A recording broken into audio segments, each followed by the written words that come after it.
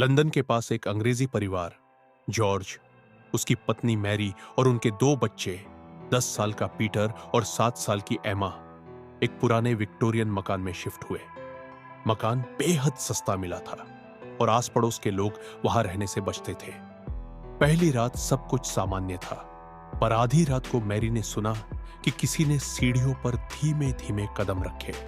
उसने सोचा जॉर्ज नीचे गया होगा, पर जब देखा तो जॉर्ज उसके बगल में गहरी नींद सो रहा था। अगली सुबह बच्चों ने बताया कि उन्होंने खिड़की के बाहर एक औरत को सफेद गाउन में देखा था, जो बिना पल के झपकाए उन्हें घूर रही थी। जॉर्ज ने हंसकर टाल दिया कि तुम्हारी कल्पना है। दूसरी रात जब पीटर बाथरूम गया तो दर्पण में उसे अपनी परछाई नहीं दिखी, बल्कि एक जली हुई औरत का चेहरा दिखाई दिया, जिसकी आंखें खून टपका रही थी। डर से वह चिल्लाया। सब दौड़े आए, पर आईने में अब कुछ नहीं था। अब घर का माहौल बदलने लगा।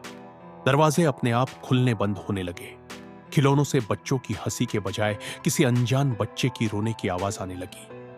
मैरी ने दीवारों पर काले हाथों के निशान देखे। तीसरी रात सबसे भयानक थी।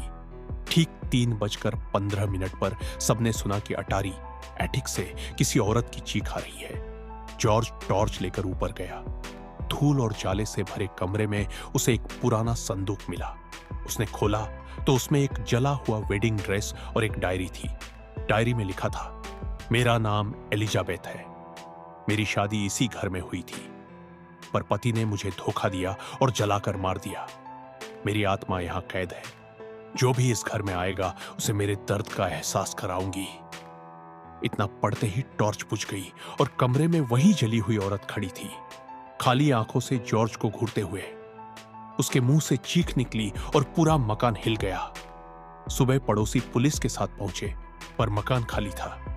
परिवार के चारों सदस्य कभी नहीं मिले। बस दीवार पर खून से लिखा मिला, अब ये घर मेरा है।